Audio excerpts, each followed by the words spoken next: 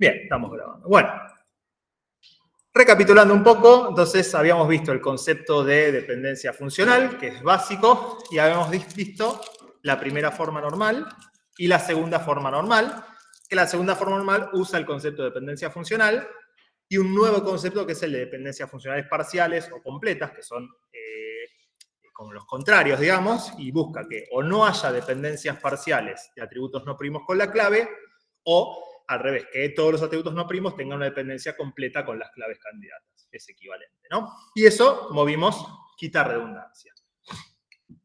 Perdón, Quita redundancia si yo hago una descomposición en base a la dependencia funcional que era parcial, ¿sí? Y dijimos que era una descomposición a partir de un R en varios R sub i. En general vamos a usar un R sub i por cada dependencia parcial, digamos, si lo quisiéramos hacer, y queremos que la unión de todos los atributos de todos los R sub i que hagamos sea igual a los atributos que estaban originalmente. Pero bueno, hay dos propiedades que me interesa de las descomposiciones. O sea, por más que yo ponga varios R sub i, R1, Rm, con todos los atributos que tenía la original, ¿sí? No siempre voy a tener preservación de información y preservación de dependencias funcionales. Se tienen que cumplir ciertas reglas para que pase eso.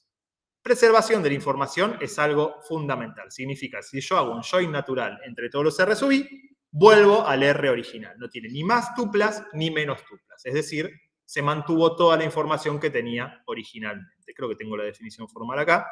Sí. Si la junta de las proyecciones sobre los R... Ah, no, esta es perdón. Si la descomposición cumple que para toda distancia posible de R, ¿sí? Para toda tupla que estaba en el R original, las proyecciones sobre los R sub i permiten recuperar la misma instancia de relación, entonces preserva la información. O sea, lo que está diciendo acá en criollo es que cuando agarramos todos los R sub i y hacemos una junta, podemos llegar a todas las tuplas que tenía el R original, ni más ni menos. Después hay otra característica que nos interesa, que es la preservación de dependencias funcionales. Que esto no es requerido, es deseable pero no requerido. Preservación de información, necesario, requerido. Preservación de dependencias funcionales es importante pero no tanto.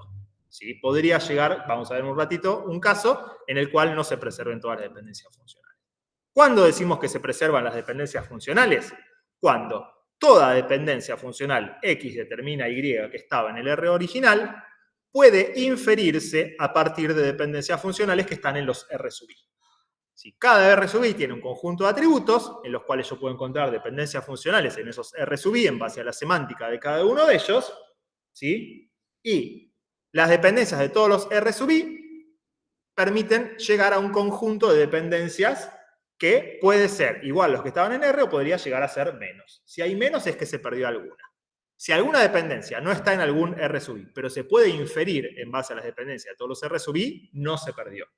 Pero si alguna dependencia funcional no quedó en ningún R sub i y tampoco se puede inferir en base a las dependencias de los R sub i, es que se perdió esa dependencia funcional.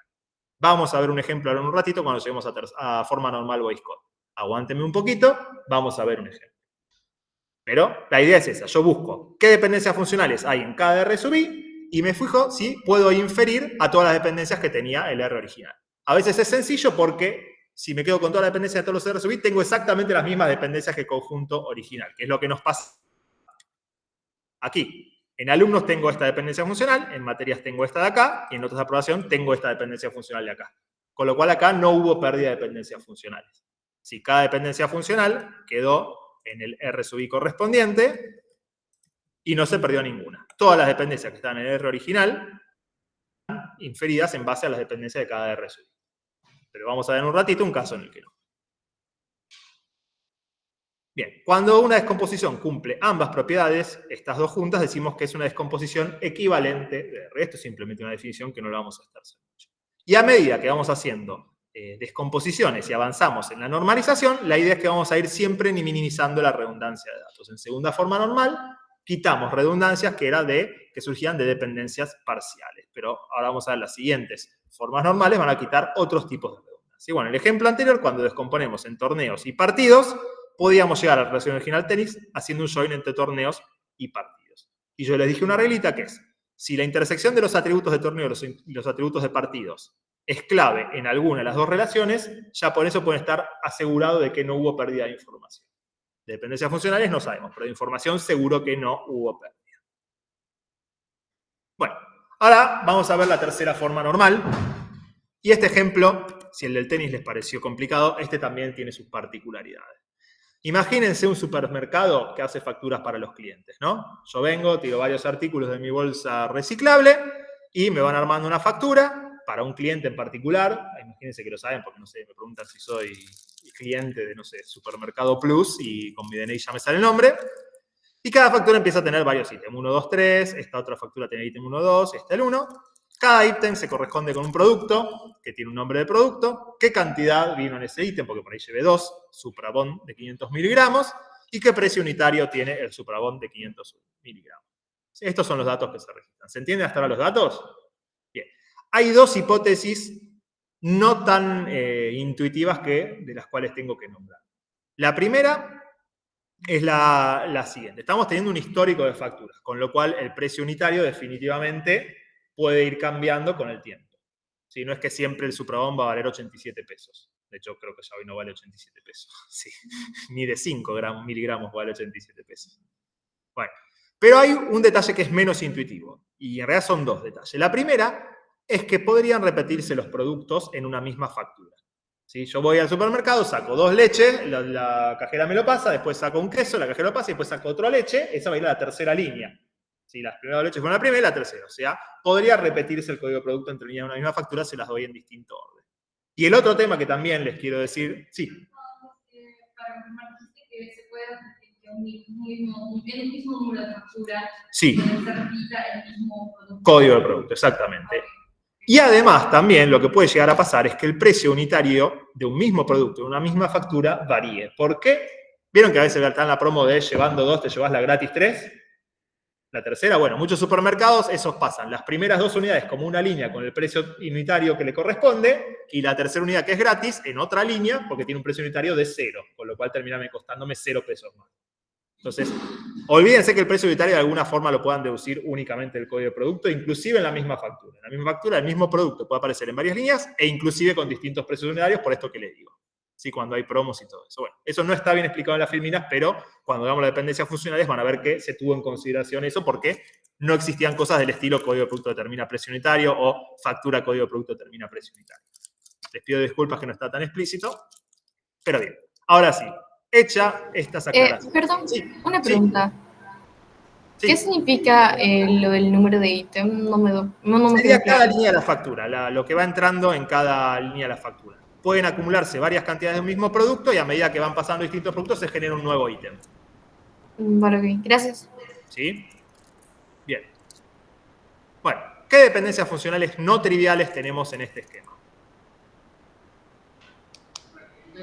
El número de factura determina el cliente, ¿sí? Porque una misma factura es de un único cliente. Bien, ¿qué más? El código de producto determina el nombre. El nombre sí que no cambia. Siempre el código de producto 249 va a ser Suprabón 500 miligramos. No por lo que dije antes, porque sería algo raro, pero primero tenemos un histórico de precios y además en la misma factura podría cambiar el precio unitario por si viene con algún descuento por un 3x2, 2x1, lo que fuera. Esa no estaría mal pensándola, pero para este caso aceptame de que no se da por este caso border, ¿sabes? ¿Puede ser que el número de factura y número de ítem identifican a código producto? Bien, esa sí me gustó. La línea 1 o el ítem 1 de una factura en particular es de un único código de producto. Si viene otro código de producto, se genera un nuevo número de ítem para la misma factura. Entonces esta sí está bien. Estos dos determinan este tercero. Y tiene que tener un único valor de cantidad. La línea 1 o es de cantidad 1 o es de cantidad 2 o de cantidad 3 para una misma factura. Bien. ¿Y algo más? Nos falta alguna forma del precio unitario vincularlo. Una sola cantidad y un solo precio. Exactamente. La misma factura en el mismo número de ítems de un único artículo con una única cantidad que se vendió en esa particularidad y con un único precio unitario. Porque les dije que sí, había un descuento de 3x2, ¿sí? Las dos que tenían el precio lo ponían en un ítem y la tercera que es gratis la ponían en otro ítem con su precio unitario cero. Entonces esto sí. La factura, para una factura y un ítem, tiene ahí un único código de producto con una única cantidad y un precio unitario, que es más o menos cuando le imprime el ticket, ¿no? La factura dice acá los datos del cliente, y acá dice 1, 2, 3, el código del producto y el precio unitario, ¿sí? Esa es básicamente la idea de este ejercicio. Cuando algún día rehaga estas filminas, por ahí voy a poner una foto de un ítem o algo por el estilo, pero me falta mucho. Bueno, tenemos acá las dependencias funcionales que yo hice de forma medio desprolija. Acá, el número de factura determina el cliente, con el número de factura y el número del ítem determino el nombre de producto, el código de producto, la cantidad y el precio unitario, y con el código de producto determino el nombre del producto. A mí no me gusta esto porque veo una pequeña redundancia. No sé si la ven ustedes acá. Redundancia en cuanto a dependencias funcionales. Bueno, si el número de factura y el número de ítem determina el código de producto y el código de producto determina el producto, esto de acá no es necesario que esté aquí. ¿Sí? Se podía distinguir en base a una especie de transitividad. Estas dos determinan a este y este determina el nombre del producto. Esto no era necesario que estuviera acá. No es que está mal, porque es verdad que determina el nombre del producto, pero no hacía falta ponerlo. Me gusta más sin poner el nombre del producto. Y bueno, ¿y cuál sería la clave primaria entonces? O las claves primarias. Número de factura y número de ítem parece, porque de número de factura y número de ítem llego a código de producto, cantidad y precio unitario, y además con el número de factura llego al cliente, y con el código de producto llego al nombre del producto. Entonces, número de factura, número de ítem, es la única clave candidata. Y no hay otras claves candidatas, porque factura y producto podría repetirse si en varias líneas de la misma factura pusieron el mismo producto porque los pasaron separados, porque tenían distinto precio unitario en base a una promoción. Bien. Entonces, la única clave candidata es esta, con lo cual, número de factura es un atributo primo, número de ítem es un atributo primo, y tenemos estos atributos que son no primos, no pertenecen a ninguna clave candidata. ¿Esto está en segunda forma normal? O dicho de otra forma, ¿hay algún atributo no primo que dependa de algún subconjunto de la clave primaria? Es decir, dependa o solo del número de factura o solo del número de ítem. ¿Cuál? ¿El cliente, dijiste? Bien, el cliente depende solo de la factura. Entonces, esto no está en segunda forma normal. Está en primera forma normal, pero no en segunda forma normal. ¿Cómo lo pasamos a segunda forma normal? Armamos una tabla que tenga solamente número de factura y nombre de cliente, y otra tabla que tenga el resto de los atributos. ¿Estamos de acuerdo? Pasamos, creo que lo tengo ahora. Entonces compongo el cliente factura por un lado y detalle factura por otro, que es lo mismo que antes, salvo el nombre del cliente, que lo llamamos cliente. Y ahora esto, ¿está en segunda forma normal? Bueno, acá es bastante sencillo porque la clave candidata es de un único atributo, con lo cual no hay subconjuntos. Esto está en segunda forma normal. Y acá, vamos a ver, el código de producto. ¿Se puede llegar solo con el número de factura o solo con el número de ítem? No. ¿El nombre del producto se puede llegar con alguno de los dos? ¿Es que con los dos al mismo tiempo? No. Solo el número de ítem no puede ser distintos productos en distintas facturas y una factura puede tener varios productos, con lo cual tampoco. La cantidad lo mismo. En una factura puede haber varias cantidades entre todos los ítems y el ítem 1 de una factura puede tener la cantidad distinta al ítem 1 de otra factura. Y el precio unitario pasa lo mismo que con la cantidad. Entonces esto también está en segunda forma normal. ¿Estamos de acuerdo con eso? ¿Se entendió? Bien. Sí. Perfecto. Vamos, Epson. Bueno, ahora la pregunta es, ¿ustedes ven algún tipo de redundancia? Acá lo único que hicimos fue sacar el cliente, lo voy a tachar muy prolijamente. En detalle de factura, que lo tengo representado acá. Número de factura, número de ítem, código de producto, nombre de producto, cantidad y precio. ¿Ven alguna redundancia? Olvídense del cliente, ¿no? Porque esto ya lo solucionamos. Yo siento que con el código de producto no estaría ya, en vez de agregarlo el nombre también. O porque Bien, la redundancia que vos ves es que para el mismo código de producto siempre estaría repitiendo el mismo nombre. Acá no tengo un ejemplo, pero si vendo 1.000.000 de veces el producto de código 249, voy a tener 1.000.000 de veces diciendo que el 249 con Suprabón 500 miligramos. ¿Estamos de acuerdo? Entonces, hay una redundancia que no estoy quitando, pero no es una redundancia dada por una dependencia parcial, porque el código de producto depende completamente de la clave. ¿Sí? En una factura puede haber muchos códigos de productos y el ítem 1 puede estar asociado a muchos códigos de productos en distintas facturas. Necesito de ambos para llegar a un único código de producto. Entonces tenemos otro tipo de redundancia que queremos quitar y es la que quita la tercera forma normal. Redundancia dada por dependencias funcionales transitivas. Hay una transitividad de que estos dos atributos determinan el código de producto y el código de producto determina al nombre del producto. Esa transitividad hace que haya una redundancia porque el código de producto puede repetirse para distintos detalles de factura, pero ese mismo está asociado a un único nombre de producto. Esto ya dijimos que se mantienen las dependencias, no importa. Una desmetencia de un atributo no primo puede deducirse a partir de otro atributo no primo. Bueno, esto es lo que decíamos acá, ¿sí? Las dependencias funcionales que teníamos están en todas las relaciones, pero tenemos una redundancia porque un atributo no primo, en este caso el nombre del producto, puede deducirse a partir de otro atributo no primo, que en este caso sería el código del producto, ¿sí? Y esa es la redundancia que queremos tratar de evitar, ¿sí? Entonces, el nombre del producto tiene una dependencia transitiva en la clave primaria y es algo que tampoco es deseable porque me da redundancia. Acá tenemos una definición medio fea de qué es una dependencia funcional transitiva, pero básicamente una dependencia funcional transitiva es cuando A determina B y B determina C, ¿sí? Pero hay que tener algunos cuidados, ¿sí? Bueno, acá lo dice como que es transitiva cuando existe un atributo Z tal que X determina Z y Z determina Y. Pero ¿qué cuidado hay que tener? Z determina Y no tiene que ser trivial. Es decir, esto que agregué no tiene que ser trivial. ¿Por qué? Porque si no se puede decir padrón determina nombre de alumno y nombre de alumno determina nombre de alumno. No, esa parte de la derecha es trivial, con lo cual no hay realmente una transitividad ahí. Y otra cosa que no queremos es que Z determine a X, ¿sí? No queremos algo que A determina B y B determina C, pero con B también determinando A. Y este es el caso que es más complicado de ver, porque no todas las transitivas agregan redundancia. Imagínense este pequeño caso de alumnos. Tenemos el padrón, el apellido, el nombre y el DNI, ¿sí? Acá tenemos dos claves candidatas, el padrón y el DNI, ¿sí? Pero acá no hay redundancia, porque nunca se va a repetir el mismo padrón con el nombre y apellido en varias tuplas. Porque la idea es que elijamos que tanto padrón como DNI sea clave candidata. Acá no hay forma de que haya repetición de datos con esta tabla, ¿se entiende? Pero yo podría decir, mirá, si transitividad solamente fuera A determina B, B determina C, tengo una dependencia transitiva. Fíjate, padrón determina DNI y DNI determina nombre de alumno.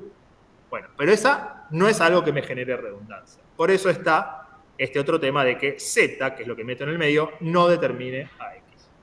Entonces queremos quitar las dependencias funcionales que agregan redundancia y que tienen esta forma. Ni es trivial que Z determina a Y, ni es trivial que X determine Y, ni es que Z determine a X. Es una definición, quédense más bien con el concepto.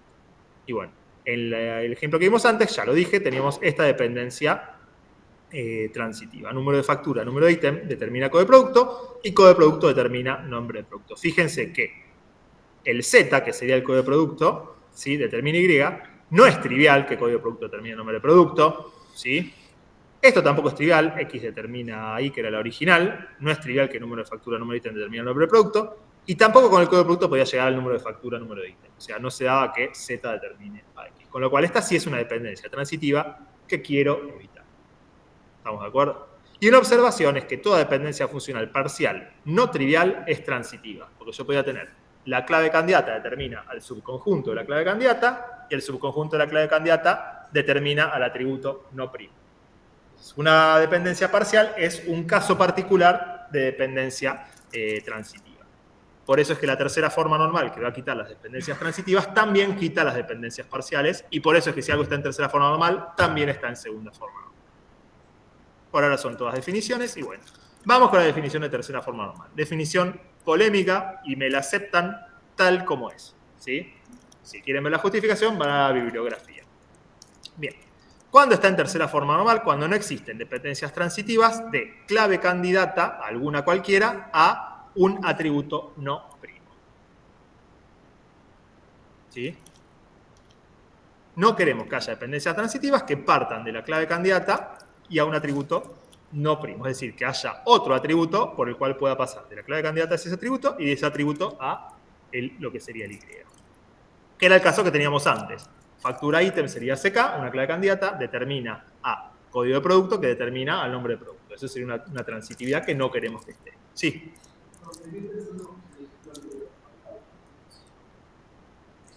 Sí. Del producto. No, porque el precio va cambiando con el tiempo. Entonces, en distintas facturas, un mismo código de producto puede aparecer asociado a distintos precios. E incluso en la misma factura, si están esto de las promos. Cuando están las promos, el mismo producto puede tener distintos precios. Por eso nomás no. Es un poco intuitivo porque uno a veces dice, no, el precio de del producto. Bueno, no, porque si pensamos en un histórico, ya de por sí, hoy en la Argentina no existe eso. No me cobran a mí lo mismo hoy la mermelada ABC que me la cobraron hace un año, se los garantizo. Hace 10 días creo que tampoco me la cobré igual.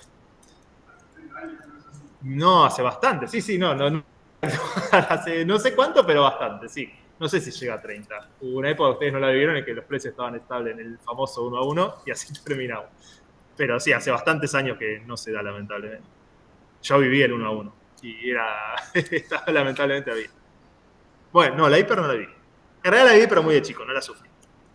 No la sufrí. Yo cuando ya tengo recuerdos, ya estaba Menem y estaba el 1 a 1, era un peso $1, hasta que un día dejó de ser eso muy, muy repentinamente. Pero bueno, no vamos a hablar de política en esto, por favor. Bueno, en esto. Bueno, lo que no queremos es que haya dependencias transitivas de una clave candidata con un atributo no primo. Es decir, que no exista otro atributo tal que la clave candidata determine ese atributo y ese atributo determine a otro atributo no primo. Eso es lo que no queremos que pase.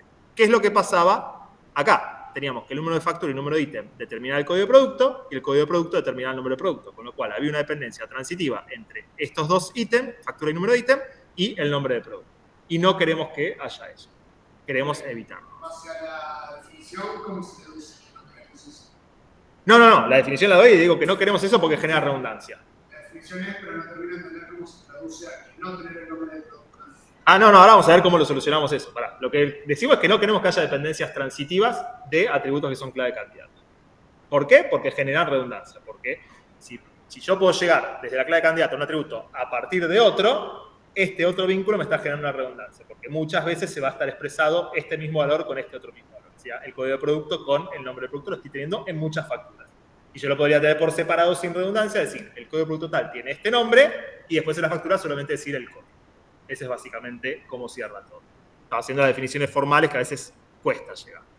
Pero bueno. Con los ejemplos se sigue perfecto. Sí, es muy difícil verlo en matemática. Pero bueno, por suerte ese libro abierto pueden tener estas definiciones y nosotros le vamos a dar generalmente atributos genéricos. Generalmente, a veces podemos dar atributos con la descripción en sí, pero eso no suele tener problemas porque a veces hay gente que conoce del tema y dice, no, pero yo sé que esto es de otra forma y te resuelve un ejercicio completamente distinto. Nos pasó, entonces tratamos de evitarlo. Pero obviamente está la genérica y después tienen el ejemplo como para tratar de entenderlo, por eso tratamos de tener todos estos ejemplos. Pero bueno, esta definición, créanme, que es equivalente a lo siguiente que es lo que nosotros le vamos a dar como definición de tercera forma normal. Para toda dependencia funcional no trivial, que sea X determinada y, es decir, cualquier dependencia que encuentren que sea no trivial, acuérdense que trivial era que el lado derecho estaba incluido en el lado izquierdo, ¿sí? Para toda dependencia no trivial, tiene que darse dos cosas para estar en tercera forma normal. O bien X es superclave, o bien Y menos X está compuesto únicamente por atributos primos. Entonces ustedes agarran todas las dependencias que tienen. Si el lado izquierdo es superclave, no hay problema. Si el lado derecho menos el lado izquierdo son solo atributos primos, no hay problema. Cuando encuentro una dependencia que no se cumplan estas dos cosas, es que no está en tercera forma normal. Y lo voy a volver a mostrar con el ejemplo. Volvemos para aquí, donde tenía todas las dependencias funcionales de esto. Yo lo tenía de algún lado. Pero no, cuando hice el coso, bueno, tendría solo estas dos dependencias, olvidemos lo del cliente, porque ya lo habíamos sacado para otro lado. Sí, olvídense de esto. Si teníamos esta relación, esta dependencia funcional no viola las reglas que dijimos antes, porque el lado izquierdo es superclave, es clave candidata, con lo cual es superclave. Entonces esta dependencia no trae problemas para la tercera forma. Esta otra dependencia, el lado izquierdo no es superclave de la relación. Con código de producto no llego a todo. Y lo otro que me pedía es que el lado derecho menos el lado izquierdo, que es el mismo que el lado derecho, el nombre de producto, sean solo atributos primos. Y nombre de producto no es atributo primo. Entonces, esta dependencia funcional es la que me hace de que no esté en tercera forma normal. ¿Sí? Si del lado izquierdo hay una... Superclave, no hay problema. Si el lado izquierdo es superclave, no hay problema. No iba a decir. ¿Eh? No iba a decir. Perdón, decime. Si del lado izquierdo hay un atributo no primo, entonces la diferencia del lado izquierdo y el lado derecho era... No Tiene que ser primos, atributos primos. Únicamente atributos primos. Lo vuelvo a poner. Pingui, pingui, pingui. Acá lo tengo. O bien, el lado izquierdo de X es superclave, o bien el lado derecho menos el lado izquierdo son solamente atributos primos. ¿Sí? Bueno, cuando no se cumple esta regla, no está en tercera forma normal. Si todas las dependencias funcionales cumplen esta regla, se está en tercera forma normal. Bueno, ¿Te esto puedo hacer como una vimos... consulta? Sí. Yo lo que sí, o sea, entendí todo, pero no entendí, digamos, qué te da la resta. O sea, lo que en el ejemplo que diste recién, ¿por qué En este ejemplo, la resta nombre entre nombre de producto? producto y código de producto es solamente nombre de producto. ¿Por qué? Si son Porque distintos. si vos tenés un conjunto de atributos que tiene únicamente nombre de producto y le querés quitar código de producto, no le quitas nada porque no estaba y seguís teniendo el nombre Ah, de está bien por eso. Es que pensé que daba vacío porque no eran iguales, digamos. O sea, no No. eran Es la incomparables. resta en cuanto a conjuntos de atributos. Un conjunto que tenía este elemento, le quitas un elemento que no estaba, es lo mismo que no le hubieras Claro, quitado sí, sí, nada y entendí. seguís Te va a teniendo el quedar producto. nombre producto. Sí, ahí entendí, gracias. Bien. Volvemos a ver dónde era que estaba. Acá. Bueno. Entonces esta es la definición. Es una definición medio fea. Acéptenmela. ¿Sí? Igualmente no es tan terrible. En general se da que el lado izquierdo es superclave o que la resta entre ambos contiene solo atributos primos. En general, ustedes no van a trabajar con conjuntos de dependencias funcionales tales que el lado derecho incluya al lado izquierdo, con lo cual esto generalmente es o bien Y contiene solo atributos primos. Pero ustedes pueden agarrar cualquier dependencia funcional y agregarle el mismo atributo en ambos lados y me empiezan a generar dependencias medio raras y se tiene que seguir cumpliendo la regla. Entonces, por eso está este tema de la resta. Por si ustedes le agregaron el mismo atributo de ambos lados y me están tratando de voltear el ejercicio, no, lo sonaron con esta restricción. Pero en general lo que vamos a decir es que o el lado izquierdo es superclave o el lado derecho contiene solo atributos primos, porque es muy raro que pongamos el mismo atributo de ambos lados, tanto en el lado derecho como en el lado izquierdo.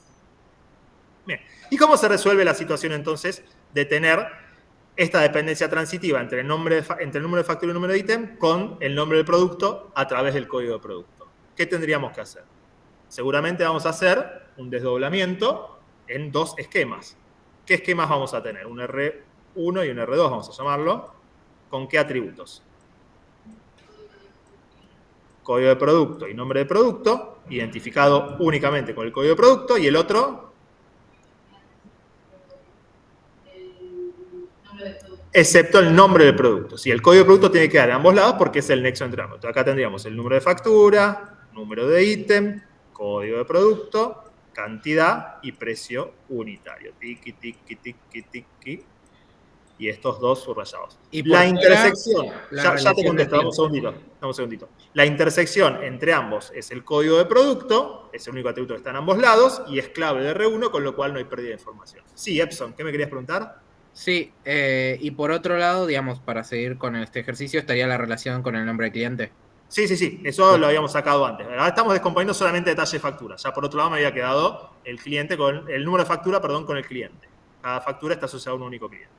Pero ahora estamos solo descomponiendo detalle de factura, que es la que tenía problema, porque la otra estaba en tercera forma normal. La única dependencia que tenía, que la voy a escribir acá, era número de factura con cliente, creo que se llamaba, la que habíamos sacado antes. Esta está en tercera forma normal, porque la única dependencia funcional que hay es número de factura determina cliente, y el lado izquierdo es súper claro. Así que esta no había problema. Esta, que no está en tercera forma normal, la puedo llevar a esto de aquí, sin pérdida de información, porque el nexo, que es el código de producto, es clave candidata de R1.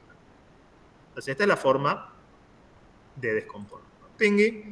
Y bueno, creo que tenemos lo mismo. Fíjese, la diferencia es que la clave foránea no forma parte de la clave primaria, como cuando descomponíamos algo con dependencia parcial, que sí era una clave foránea. Es decir, si agarrábamos la otra relación, que no la tenemos acá, que era número de factura y cliente, acá también tenemos una clave foránea que sería el número de factura, referenciando a estos datos de acá, que era parte también de la clave candidata de detalle. Acá no. Es una pequeña observación, no mucho más. Bien, ¿dudas hasta acá? Esto ya es un poquito más complejo, lo sé. ¿Venimos bien?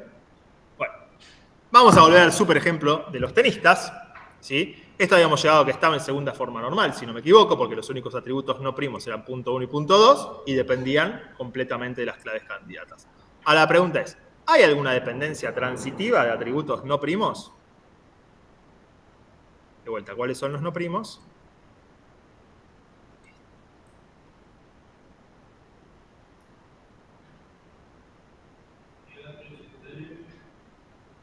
estamos con partidos de tenista. Acá precio unitario ya lo perdimos.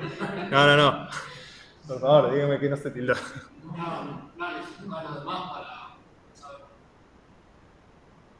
Bueno, perfecto. Entonces tenemos algo que podíamos llegar a pensar que era una dependencia transitiva, porque el nombre del torneo del año del tenista y el set determina el puntaje 1, y a su vez el nombre del torneo del año del tenista 1 y 2 determina la ronda, y con todo eso llegamos a puntos, pero el tema es que, por más que tengamos esto que parece una transitiva, ronda es parte de una clave candidata, que es esto de aquí, con lo cual esta no tiene problema. Entonces, esto sí está en tercera forma normal. ¿Sí? No es como el caso anterior que no estaba en tercera forma normal. Bueno, hasta ahora venimos eliminando redundancia, que es sencilla de ver. Las parciales y las transitivas generan redundancia. Y hay otro tipo de redundancia que hasta ahora no veníamos eliminando, pero que puede pasar. Y la damos con otro ejemplo más, de vuelta un poquito rebuscado. Tenemos alumnos, materias y profesores. Y tenemos la siguiente hipótesis. Cada materia es dictada por muchos profesores. De hecho, lo podemos ver acá. Zoología tiene varios profesores. Pero un estudiante solamente cursa con uno de los profesores. Es decir, Alberto de Gesa, zoología, lo puede cursar únicamente con Viviana Díaz, no con otro más. ¿Sí? Y la segunda hipótesis, que es la medio rebuscada, es que la universidad tiene una restricción que un profesor solo puede dictar una materia. Eso significa que si Viviana Díaz da zoología, no puede estar dando también botánica. Esa es la medio rebuscada. Pero bueno, para llegar a la forma normal Voice Code, necesitamos meter un poquito de rebusco. ¿Estamos de acuerdo con esto? Bueno, ¿qué dependencias funcionales no triviales tenemos a partir de esta semántica, a partir de estas hipótesis que estamos tomando? ¿Qué materia identifica profesor? Materia identifica profesor no me gusta, porque me dice que cada materia es dictada por muchos profesores. De hecho, fíjate, acá tenés dos filas con la misma materia y distinto profesor. Entonces, esta no. Sí, al revés. Profesor determina materia, es así. El profesor solo puede dictar una materia, con lo cual el profesor determina una materia. Y bien, un estudiante solamente cursa con uno de ellos para las materias, entonces, para un alumno y una materia va a haber un único profesor. No puede haber más de un profesor porque un estudiante solamente cursa con un profesor. Asumamos que esto no es... Bien, podríamos poner alumno-profesor determina materia, esto es verdad, pero esta no es necesario porque se sobreentiende de estas dos de acá. ¿Sí? Si yo tengo el alumno y el profesor, como el profesor determina la materia, llego a la materia. Entonces, esta no es que está mal, esta dependencia funcional existe, pero no es necesaria. Se puede derivar de estas dos dependencias anteriores. Igual, si querés, después la dejamos para analizarla, pero no es necesaria. Estas dos sí son necesarias entre sí. ¿Sí? ¿Alguna más? Yo creo que no hay más. Obviamente que después podemos agregar triviales, ¿no? Pero no queremos. Bueno, en base a esto, ¿qué claves candidatas tiene cursada? ¿O qué clave candidata? No sé cuántas serán. Alumno y materia es una clave candidata, porque si te conozco el alumno y la materia, llegó al profesor, entonces ya llega a los tres atributos. ¿Y hay alguna más? Alumno-profesor, que surge de esta dependencia que es su compañero. También alumno-profesor es clave candidata. Entonces, los tres atributos son atributos primos. ¿Esto está en tercera forma normal? Bueno, vamos a ver. Para esta dependencia funcional, el lado izquierdo es clave candidata, con lo cual es superclave, con lo cual no viola tercera forma. Para esta dependencia, el lado izquierdo no es clave candidata, pero el lado derecho menos el lado izquierdo, que es el lado derecho, son atributos primos. M es un atributo primo, forma parte de una clave candidata, entonces no viola tercera forma normal. E incluso esta, que no era necesario, la podemos analizar también. El lado izquierdo, AP, es una clave candidata, con lo cual no viola tercera forma normal. Entonces esto está en tercera forma normal. Con lo cual no tiene ni redundancia ni de transitivas ni de dependencias parciales. ¿Pero tiene algún tipo de redundancia?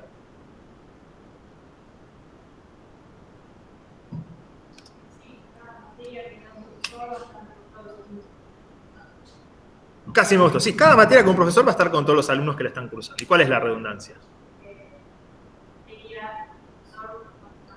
Va a estar repetido. Cada profesor con su única materia va a estar repetido muchas veces. Entonces tenemos esa redundancia. Cada vez que aparezca José Sestoni, va a aparecer vinculado a botánica, porque un profesor tiene una única materia en base a esta restricción rara que tiene.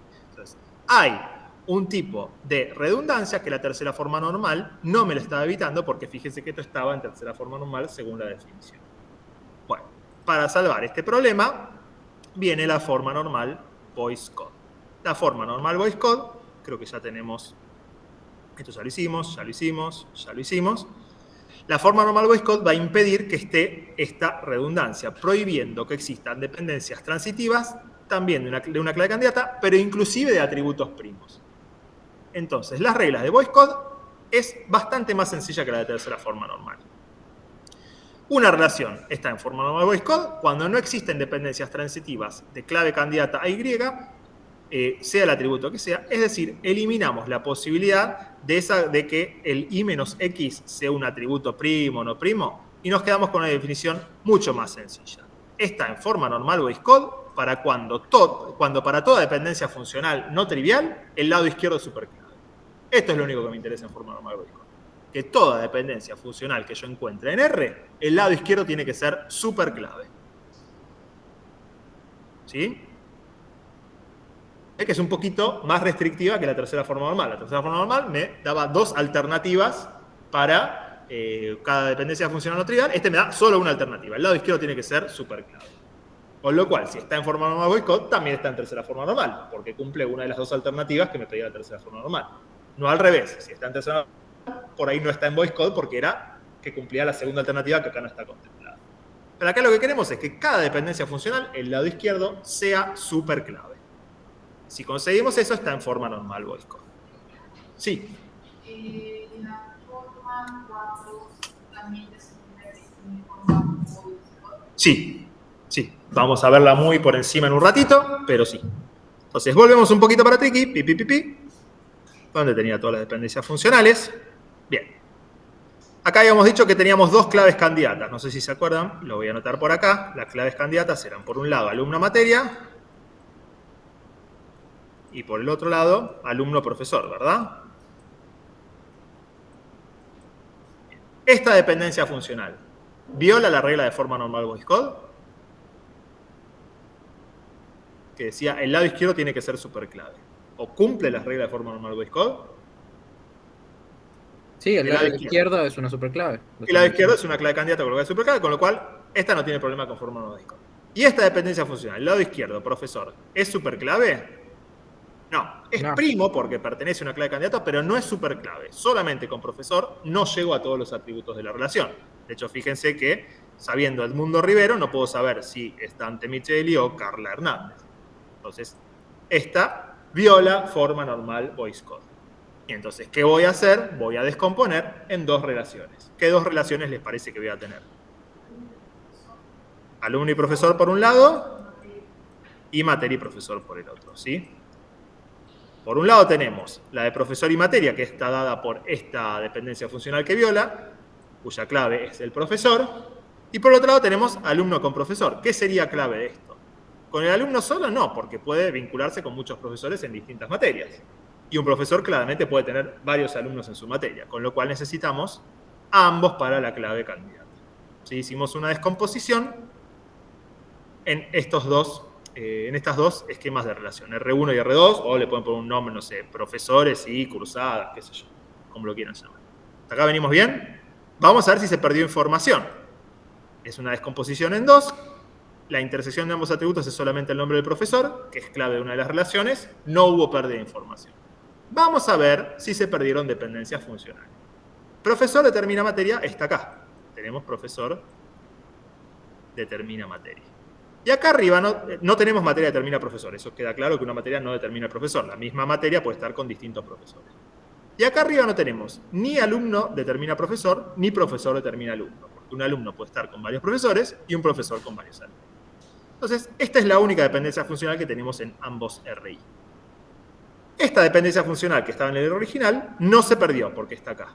Pero esta sí se perdió porque no se puede inferir en base a esto. Si yo solamente sé que P determina M, no puedo inferir que el alumno y la materia determina el profesor.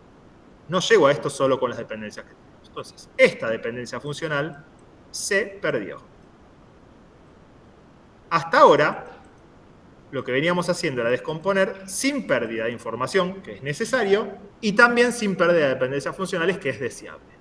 La forma normal Boyce Code a veces hace una descomposición en la cual se pierde una dependencia funcional.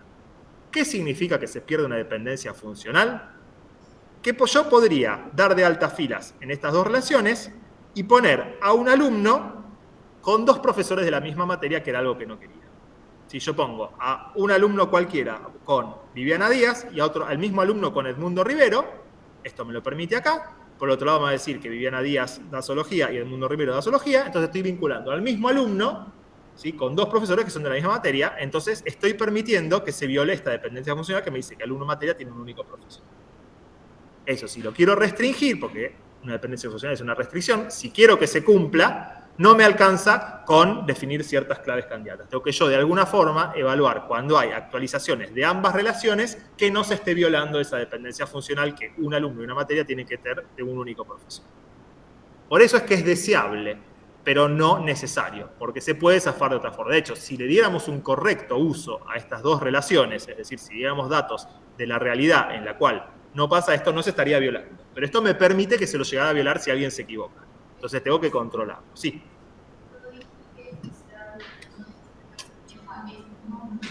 No, la pérdida de dependencias funcionales es deseable, pero no necesario, en general.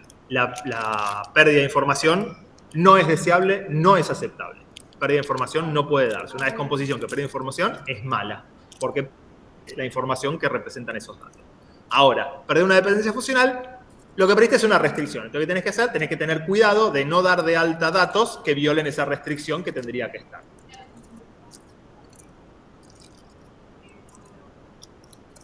Sí, claro, que también que algunas restricciones, bueno, no sé, acá estamos perdiendo restricciones de dependencias funcionales. Antes por ahí perdíamos en la restricción de un mínimo o algo por el estilo, y bueno, lo teníamos que solucionar de otra forma. Acá también, vamos a tener que solucionarlo de otra forma, o convivir con que si en algún momento cargamos mal los datos, de repente vamos a tener que un alumno en una materia esté con más de un profesor. Eso lo tenemos que elegir. Y si lo trabajás bien, no. Si lo trabajás bien, no. Ahora, hay algunas personas que dicen, no, prefiero tener más redundancia y guardarlo de esta forma con un poquito de redundancia, pero me aseguro de que no pueda pasar esto porque con las dos claves candidatas que hemos definido antes, que era un alumno materia y otro alumno profesor, yo sé que nunca me va a dar de alta al mismo alumno con la misma materia y distinto profesor. Entonces, a veces el diseño dice, frenar la tercera forma normal y aceptar un poquito de redundancia, pero sabés que te cumple todas las restricciones. O a veces decís, no, quiero la menor redundancia posible. Bueno, llego al forma normal voice code, pero sé que algunas restricciones las voy a tener que validar por fuera de alguna forma y como dijo ella, es una bomba de tiempo. En algún momento alguien le va a pifiar y estamos sonando. Alguien va a desactivar un trigger y me va a generar mal los datos. Una consulta. Sí. Esto, por ejemplo, lo podrías, digamos, proteger con una constraint, por ejemplo, que verifique en cada alta, o no se puede por cómo en una constraint de un alta no podés verificar de otras tablas. Y en realidad también en altas y en modificaciones. Lo que sí vas a tener que hacer son triggers. Trigger, que es un código que se ejecute al momento de dar un alta o una modificación en alguna de las dos tablas que teníamos y que verifique que lo que estás cambiando no empieza a violar la restricción. O sea que también esas consultas consumen más tiempo, porque tienen que empezar. Si tengo 3 millones de alumnos, tiene que revisar que en los 3 millones de registros no se esté repitiendo. Sí, bueno, si estás dando un alta, solamente va a buscar los registros de lo que vos estás dando de alta. O sea, si vos estás vinculando a una materia con un profesor o lo estás cambiando algo, solamente va a buscar las filas que tienen que ver con esa materia y ese profesor. Las otras no deberían influir. Ah, claro, sí. No es toda la tabla, pero sí, es costoso. Bien, lamentablemente, gracias. Es costoso. Bien, esto creo que ya lo habíamos visto. Por las dudas lo reviso. La materia podría decirse, la forma de que impide. Sí, esto lo vimos. Hasta que hemos llegado a la dependencia. Y bueno, forma normal voice code resuelve un problema que se da en tercera forma normal cuando tenía más de una clave candidata y las claves candidatas se solapaban. En el ejemplo que vimos antes, había dos claves candidatas y se solapaban, si no me equivoco, en el alumno. No me lo acuerdo ya. Recuérdenmelo. ¿Sí? Entonces, si tenemos algo que tiene muchas claves candidatas y no se solapan, o tiene una única clave candidata, estar en tercera forma normal es lo mismo que estar en forma normal voice code. ¿Sí? Forma normal voice code viene a tratar un caso muy particular que puede darse cuando las claves candidatas se solapan y hay dependencias dentro de los atributos de las claves candidatas. O sea, no es algo que sea tan común. En general no tenemos claves candidatas que se solapan. ¿Sí?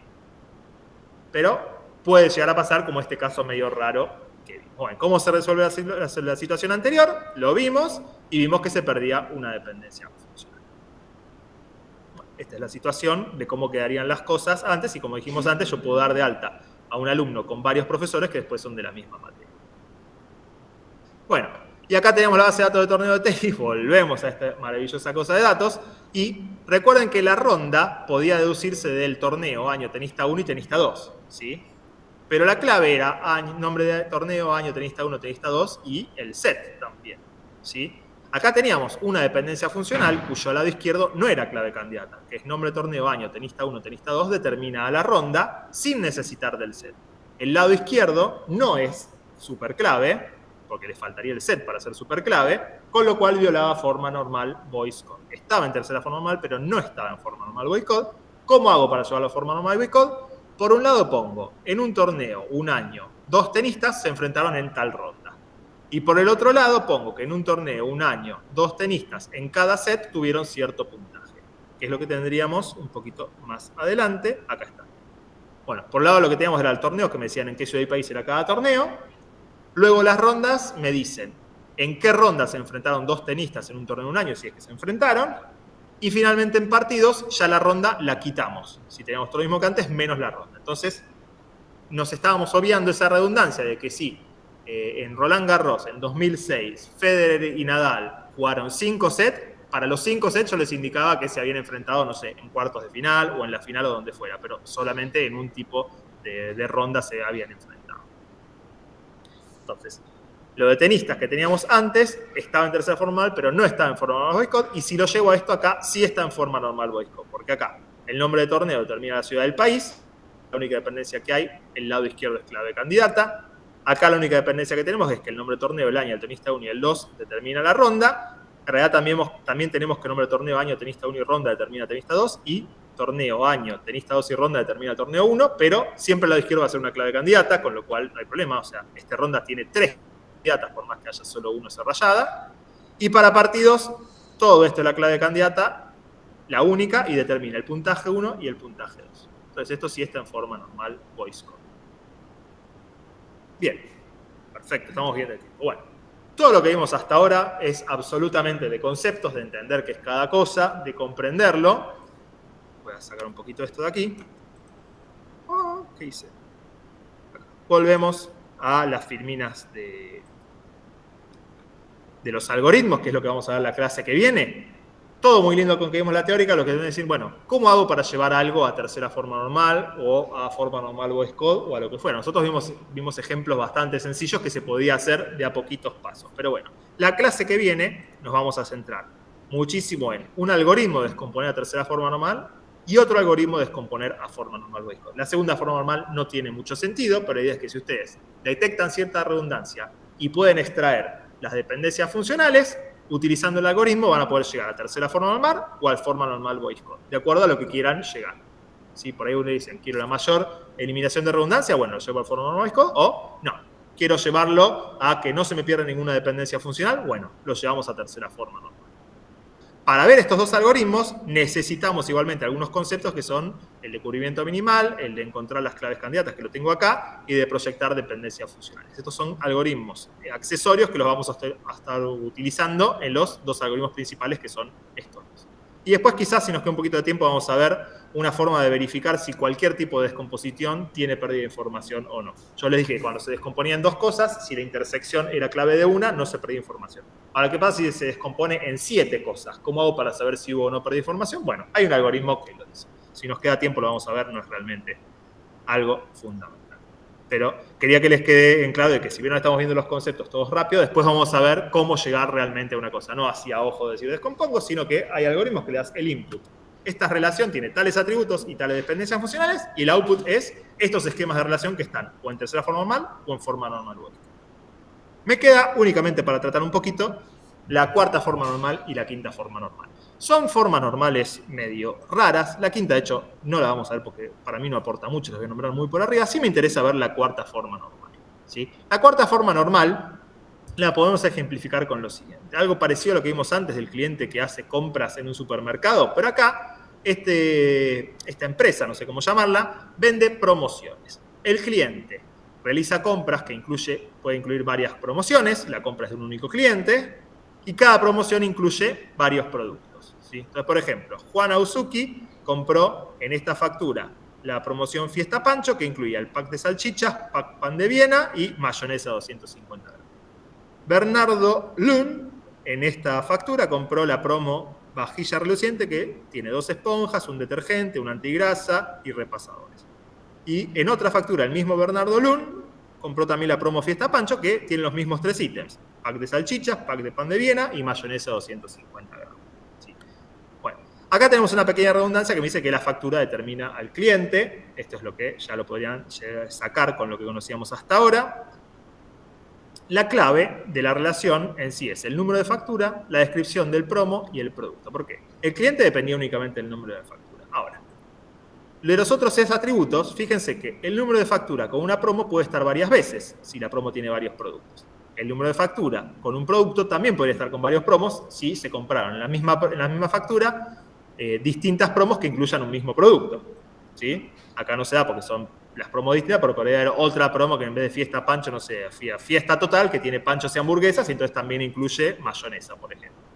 Y un producto con una promo también puede estar en varias facturas si muchas personas compraron la misma promo. Para cada producto de la promo va a estar con varias facturas. Entonces no hay otra forma de llegar a todo. Necesito para identificar en promociones vendidas el número de factura, la descripción promo y el nombre del producto. Sin embargo, hay una pequeña redundancia, que es que cada vez que aparezca Fiesta Pancho en una factura va a estar con los 3 productos que componen a Fiesta Pancho. ¿Sí? Acá estos 3, y si hubiera otra factura con Fiesta Pancho, va con estos. Lo mismo con vajilla reluciente. Cada vez que aparezca vajilla reluciente, va a estar asignada a los mismos productos en una factura. Pero no es una redundancia que la podamos expresar con las dependencias funcionales que vimos hasta ahora. Y esto en realidad, que es lo que yo le decía, no se debería dar nunca, porque es como que estamos mezclando 2 cosas en una misma relación. Por un lado, qué promociones compró un producto, y por el otro lado, qué ítems compone cada promoción. Bueno, para zafar, algo que es la dependencia multivaluada, que es un quilombo, no voy a darlo matemáticamente, pero básicamente X determina multivaluado de Y cuando un mismo X siempre se asocia con un mismo conjunto de valores de Y. Acá tenemos una dependencia multivaluada que la descripción de promo determina de forma multivaluada a el producto. Porque siempre la Fiesta Pancho se vincula con estos 3 valores del producto y siempre la vajilla reluciente se vincula con estos 4 nombres de producto independientemente del resto. Esa es la idea de la dependencia multivaluada. Nuevamente, la dependencia funcional que vimos hasta ahora es un caso particular de una dependencia multivaluada en el cual el lado derecho es un conjunto de un único atributo. Con lo cual, si está en cuarta forma normal, también está en forma normal Boyce-Codd, tercera, etcétera, etcétera.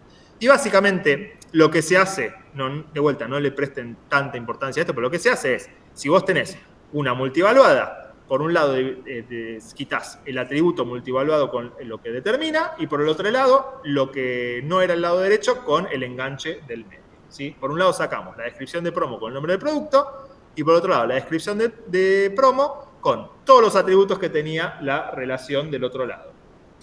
¿Y qué me queda? A ver si lo tengo por aquí.